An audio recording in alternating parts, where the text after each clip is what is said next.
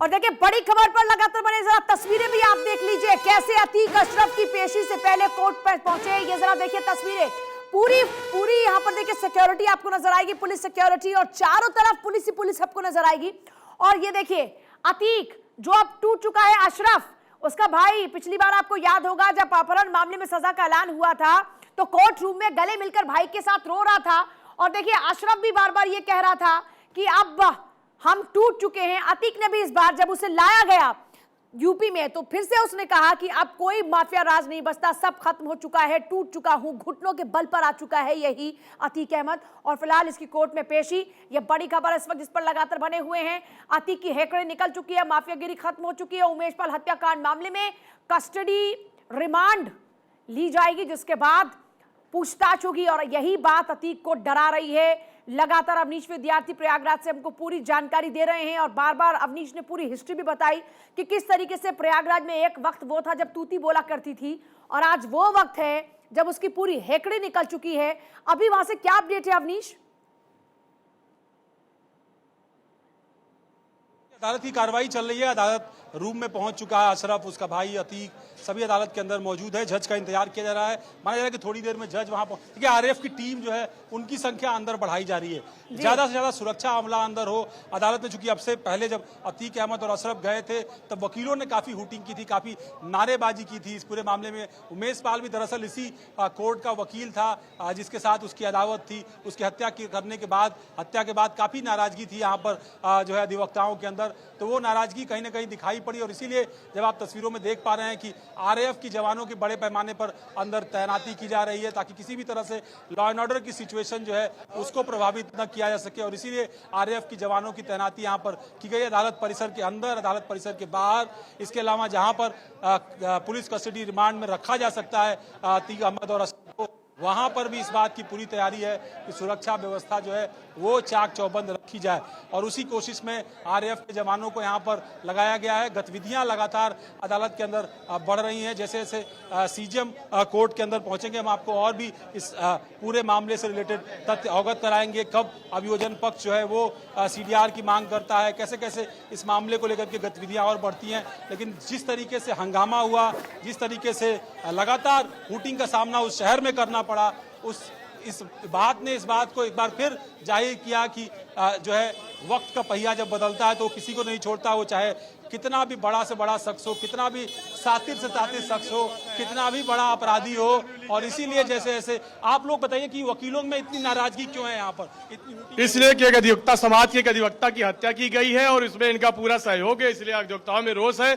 अधिवक्ता जो है, अधिवक्ता हमेशा न्याय के लिए लड़ता है और न्याय का प्रहरी होने के नाते इस तरह दिन दहाड़े किसी की हत्या कर दी जाए, बहुत बड़ी बात है ये। और जो है प्रशासन के ऊपर संज्ञान लेना चाहिए, अपराधियों को छोड़ना नहीं चाहिए। आप लोग क्यों नाराज हैं? क्यों नारेबाजी इस तरह से हो रही है अतीक अहमद या उसको लेकर के? क्यों इस तरह की जो नाराजगी हो रही है, क्यों हो रही है? इसीलिए हो रही है कि दिन दहाड़े हत्या कर देते हैं और जो है जनता इनसे संतुष्ट नहीं है, जनता के प्रति इनका जो है वो संवेदना अच्छी नहीं है। ये खुद जीना चाहते हैं, दूसरे को जीना नहीं देना चाहते हैं। देख रहे हैं कि नाराजगी बहुत सारे है वकीलों के बीच में, लगातार अपनी नाराजगी जाहिर करने के लिए। आप देखिए ये तस्वीरें अगर आप देख पाए, ये तस्वीरें अगर आप देख पाए, देखिए प्रयागराज कोर्ट के बाहर जोरदार हंगामा, अतीक को सुरक्षा देने से वकील नाराज हैं। अतीक अहमद की पेशी के दौरान वकीलों का जोरदार हंगामा, सीजीएम कोर्ट में पेशी के दौरान में जोरदार हंगामा, प्रयागराज कोर्ट के बाहर वकीलों का हंगामा। और देखिए तस्वीरें अवनीश दिखा रहे थे किस तरीके से वहां पर बाकायदा हाथों में लिखे कुछ लेटर लेकर पहुंचे हैं। अवनीश कुछ दिखा रहे थे आप तस्वीरें?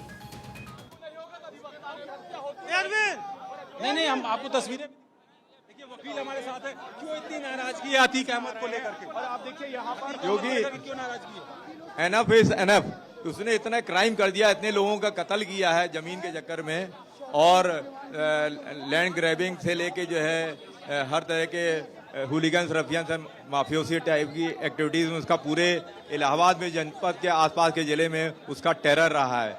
इसी वजह से नाराजगी है। ठीक बात। तो ये आप देख रही हैं कि इसीलिए नाराजगी, अलग अलग तरीके का एडवोकेट प्रोटेक्शन एक्ट की भी मांग यहाँ पर की जा रही है ताकि वकीलों की सुरक्षा, जान माल की सुरक्षा इस तरह के माफियाओं से की जा सके। और इसीलिए आप देखिए लगातार वकील अदालत के अंदर भी, अदालत के बाहर भी प्रोटेस्ट कर करके इस मामले में अपना पक्ष है वो सामने रख रहे हैं। नाराजगी अतीक अहमद और उसके भाई अशरफ को लेकर के है, क्योंकि उमेश पाल इसी अदालत का अधिवक्ता था जिसकी हत्या जो है की गई थी, जिस हत्या के मामले में अशरफ और अतीक अहमद को अदालत के अंदर पेश किया जा रहा है। तो इसी वजह से ये नाराजगी और इसीलिए हंगामा हो रहा है और इसीलिए RAF की तैनाती जो है वो अदालत परिसर के अंदर की गई है ताकि सुरक्षा व्यवस्था को, कानून व्यवस्था को किसी भी तरह का नुकसान न पहुंच सके। और इसीलिए बड़ी संख्या में RAF के जवान, PSC के जवान, यूपी पुलिस के जवान अदालत के चप्पे चप्पे पर तैनात किए गए हैं। और सबसे बड़ी बात यह कि चूंकि पुलिस कस्टडी रिमांड के लिए जैसे जैसे वक्त आगे बढ़ रहा है, बताया जा रहा है कि कोर्ट रूम में जो है वो जज जो है वो पहुंच गए हैं, लेकिन अभी देखना है किस तौर पर इस मामले की सुनवाई पहले होती है या कुछ मामलों के बाद होती है, उसके लिए अभी इंतजार करना होगा। और पुलिस कस्टडी रिमांड की मांग जो है वो अभियोजन पक्ष की तरफ से रखी जानी है अदालत के अंदर। जी आप अवनीश आपके पास वापस लौट रहे हैं। देखिए अशरफ को ले जाते हुए पुलिस और साथ ही साथ अतीक और अशरफ दोनों को पुलिस ले जा रही है अंदर कोर्ट रूम में। और अभी जैसा अवनीश जानकारी दे रहे हैं कि फिलहाल जज साहब वहां पर पहुंच चुके हैं और अब ये देखना होगा कि सबसे पहले सुनवाई इसी मामले को लेकर होती है या फिर उससे पहले 2-4 केसेस और जज साहब सुनेंगे और उसके बाद इन दोनों की पेशी होगी और फिर ट्रांजिट यहाँ पर जो कस्टडी रिमांड की बात की जा रही है, माफ कीजिएगा, फिर वो कस्टडी रिमांड को लेकर क्या फैसला आता है। हालांकि जानकारी है कि जल्द ही कस्टडी रिमांड को लेकर तस्वीर साफ हो जाएगी कि कस्टडी रिमांड मिल रही है कि नहीं मिल रही है।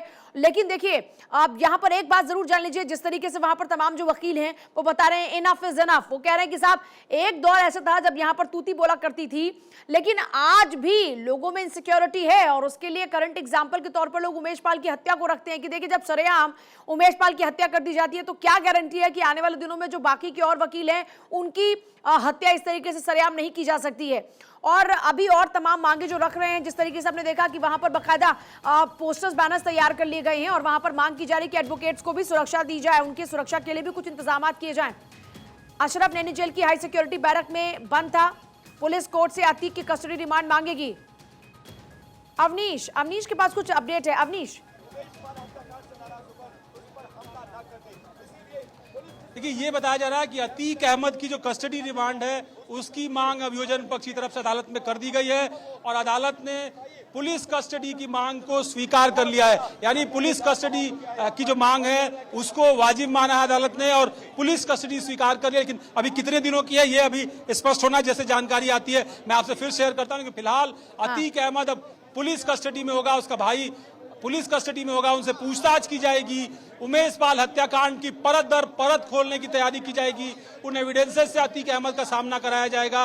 और इसीलिए अभियोजन पक्ष ने मांग की थी पुलिस कस्टडी रिमांड की। तमाम स्ट्रॉन्ग एविडेंसेस थे अभियोजन पक्ष के पास इस पूरे मामले में, पुलिस के पास, प्रयागराज पुलिस के पास, UPSTF के पास, जिसके आधार पर उनको मुलजिम ठहराया जा सकता था। और इसीलिए पुलिस कस्टडी रिमांड को मंजूर किया गया है क्योंकि बहुत सारे ऐसे तथ्य थे जिनके संबंध में अशरफ और अतीक से पूछताछ जरूरी थी। उन कॉल डिटेल्स को लेकर के, उन CDR रिपोर्ट्स को लेकर के, उन तमाम कॉल रिकॉर्डिंग्स को लेकर के, उन व्हाट्सएप मैसेज को लेकर के, उन फेस टाइम कॉल्स को लेकर के, उन तमाम संपर्कियों, सगे रिश्तेदारों, नौकरों, ड्राइवरों की भूमिका को लेकर के, उन शूटर्स की भूमिका को लेकर के, अतीक अहमद से उन संपत्तियों की भूमिका को लेकर के, वो पैसे जो इधर से उधर भेजे गए उनकी भूमिका को लेकर के तमाम पूछताछ की जानी है। और इसीलिए पुलिस कस्टडी रिमांड की मांग बेहद पुख्ता तौर पर अदालत में की गई थी और उस मांग को अदालत ने माना है।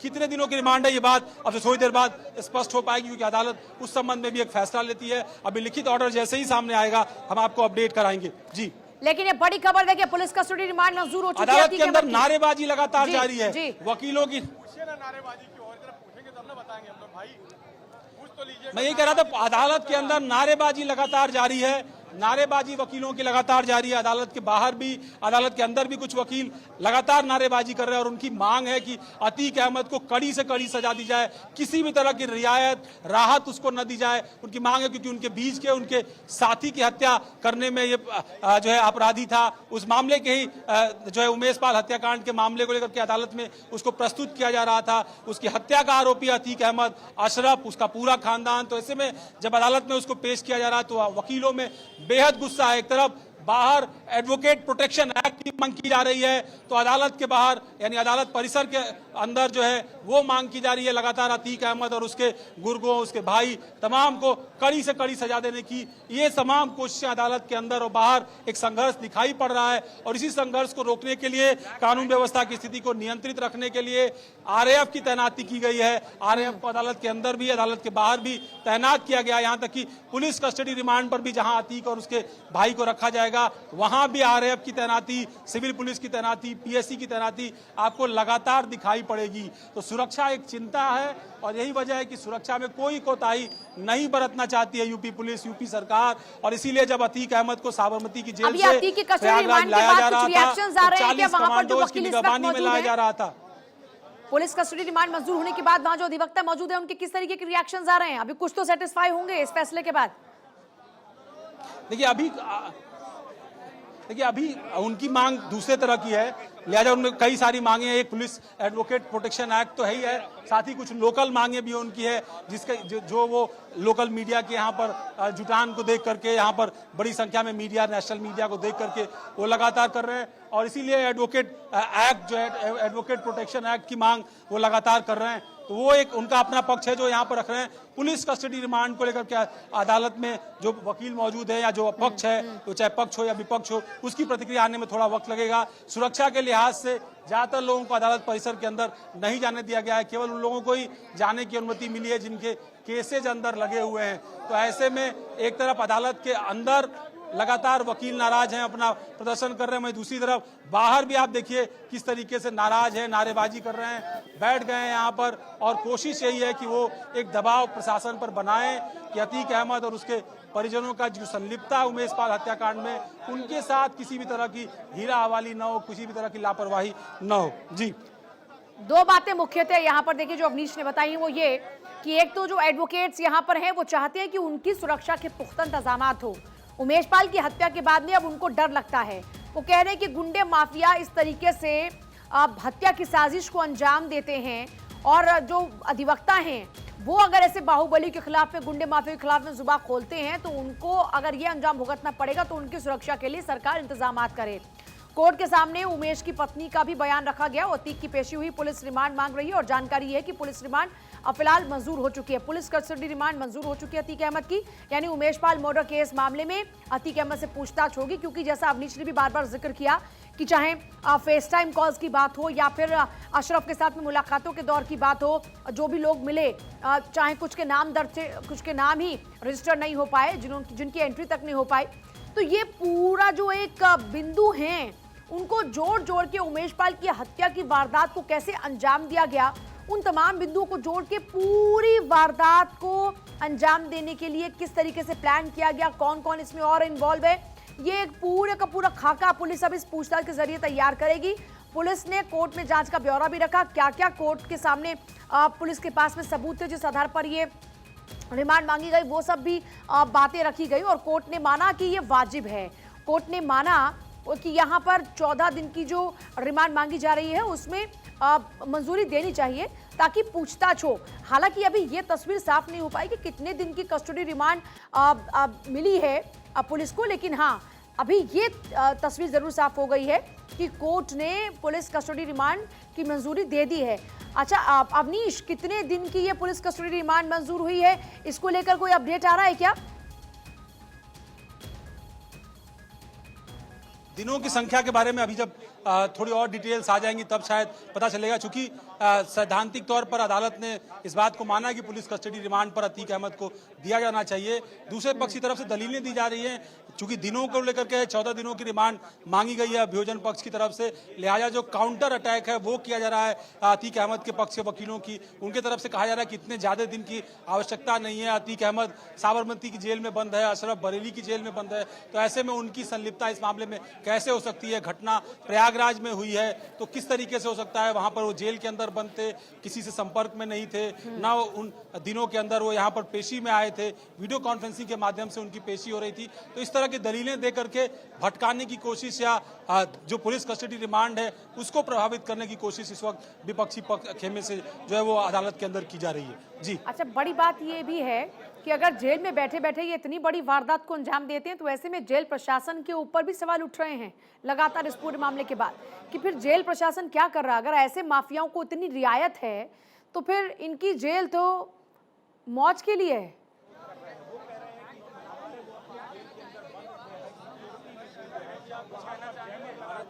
अवनीश, चलिए उनके पास जाएंगे। बात हम और लोग कह रहे थे कि 14 दिन की पुलिस रिमांड मांगी है और अदालत ने 14 दिन की पुलिस रिमांड जो मांगी गई थी उसको अदालत ने मंजूर कर लिया है। हाँ। 14 दिनों की पुलिस रिमांड की, लेकिन इसमें एक प्रावधान होता है कि जो विपक्ष है वो भी अपनी दलीलें रखता है। तो फिलहाल दलीलें रखी जा रही हैं अतीक अहमद और अशरफ के पक्ष की तरफ से कि इतनी लंबी पुलिस कस्टडी रिमांड में दिक्कत हो सकती है, उनके मुवक्किल को, उनकी जान को खतरा हो सकता है, उसकी तबीयत खराब है, इस तरह की दलीलें दे करके दिनों को कम कराने की बात कही जा रही है। फिलहाल प्राइमा फेसाई जो सीजेएम कोर्ट है उसने 14 दिनों की जो पुलिस कस्टडी रिमांड मांगी गई थी उसको मंजूरी दे दी है, लेकिन अभी अदालत के अंदर कितने दिनों की ये कस्टडी रिमांड होगी, इस पर फाइनल वर्डिक्ट जो है वो आना है। इस बात के लिए इंतजार करना होगा। अभी दलीलें जो है, दलीलों का दौर अदालत के अंदर चल रहा है। जी चलिए आपके पास वापस लौटे, कुछ और अपडेट होगा जरूर बताइएगा अवनीश, लेकिन इस बीच जरा दर्शकों को बता दें, देखिए 14 दिन की ये रिमांड मांगी गई है पुलिस द्वारा, लेकिन अब यहाँ पर जो अतीक का वकील है वो ये कह रहा है कि 14 दिन की रिमांड बहुत ज्यादा है और उनके मुवक्किल को इसमें परेशानी हो सकती है, इसलिए इसे कम से कम ही रखा जाए। लेकिन हाँ, ये बड़ी जानकारी इस वक्त आपको दे रहे हैं कि जो रिमांड है वो मंजूरी मिल चुकी है और अब पूछताछ होगी अतीक से। उमेश पाल मर्डर मामले में अतीक से सवाल पूछे जाएंगे, कैसे उसने इस वारदात को अंजाम दिया, क्योंकि पुलिस के पास में कुछ पुख्ता सबूत हैं जिसमें यह दावा किया जा रहा है कि इन्हीं तमाम बातचीत में इसका सार है। प्रयागराज सीजेएम कोर्ट से बड़ी खबर इस वक्त आपको बता रहे हैं, अतीक अहमद की पुलिस कस्टडी रिमांड मंजूर हो चुकी है। कितने दिन की ये पुलिस कस्टडी रिमांड है, इस पर दलीलें चल रही हैं और तस्वीर जल्दी साफ हो जाएगी। 14 दिन की रिमांड को मंजूरी दी है, ये एक अपडेट इस वक्त प्रयागराज सीजेएम कोर्ट से। ये बड़ी खबर इस वक्त, अतीक की हेकड़ी निकल चुकी है और अब उमेश पाल हत्याकांड मामले में अतीक से पूछताछ होगी। कोर्ट ने अतीक की रिमांड को मंजूरी दे दी है और इस पूरे मामले में अब और राज उगलवाने की कोशिश की जाएगी पुलिस द्वारा। पूछताछ में उमेश पाल की हत्या की वारदात को कैसे अंजाम दिया ये पूछा जाएगा उससे, कैसे सलाखों के पीछे बैठकर उसने मौत दे दी उमेश पाल को, कैसे उसका भाई, बेटा, पत्नी इसमें संलिप्त हैं, ये पूरी जानकारी हासिल करने की कोशिश करेगी। देखिए आपको ये भी याद होगा जरूर, जब से ये उमेश पाल की हत्या हुई इसके बाद से लगातार शाइस्ता परवीन फरार है।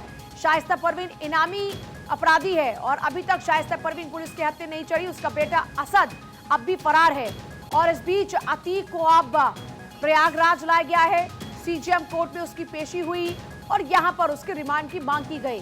पुलिस कस्टडी रिमांड मंजूर हो चुकी है। अतीक अहमद की 14 दिन की कस्टडी रिमांड मांगी गई, पुलिस कस्टडी रिमांड, और जानकारी है कि 14 दिन की रिमांड इसे मंजूरी मिल चुकी है। पुलिस को अतीक की 14 दिन की कस्टडी रिमांड मिल चुकी है। अब पुलिस अशरफ से भी पूछताछ करेगी और अतीक से भी। अशरफ की भी रिमांड, कस्टडी रिमांड पुलिस को मिल चुकी है। ये बड़ी जानकारी इस वक्त आपको दे रहे हैं। अतीक और अशरफ की पुलिस कस्टडी रिमांड मंजूर हो चुकी है। ज्यादा जानकारी के लिए रुक करेंगे अवनीश का। अवनीश, अभी और कुछ अंदर से जानकारी मिल पा रही है क्या कोर्ट रूम से?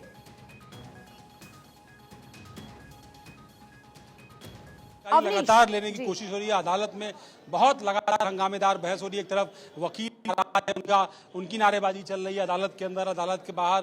दूसरी तरफ दलीलें रखी जा रही है, चूंकि पुलिस ने, अभियोजन पक्ष ने जिस तरीके से दलीलें दी है और कहा है कि इनका लंबा चौड़ा आपराधिक इतिहास है, जेल से बहुत सारी घटनाएं करने का आपराधिक इतिहास है, कई सारे मामले दर्ज रहे हैं, उमेश पाल अपहरण का मामला हो या जिस तरीके से व्यापारी जायसवाल के अपहरण करके उसकी देवरिया जेल के अंदर पिटाई का मामला रहा हो जिसकी जांच सीबीआई कर रही है। इन तमाम मामलों में अतीक अहमद की जिस तरह की भूमिका रही है, ये प्रतीत होता है चूंकि उसके परिवार के लोग, उसका बेटा, उसके करीबी लोग, उसके गुर्गे, वो इस उमेश पाल हत्याकांड के मामले में शामिल रहे हैं। उनकी तस्दीक सीसीटीवी फुटेज से हुई है। ऐसे में इन एविडेंसेस को देखते हुए, ये समझते हुए कि ये अतीक अहमद के आपराधिक दुनिया से जुड़े हुए लोग हैं, अतीक अहमद और अशरफ की भूमिका भी बहुत साफ तौर पर दिखाई पड़ती है। एक साजिशकर्ता के रूप में उसकी भूमिका दिखाई पड़ती है, क्योंकि उमेश पाल उन्हीं मामलों में गवाह था जिन मामलों में अशरफ या अतीक को सजा हो सकती थी। तो ऐसे में ये प्रतीत होता है उस मामले से अगर इसको जोड़ें तो परिस्थितिजन्य जो एविडेंसेज हैं वो इस बात की ओर इशारा करते हैं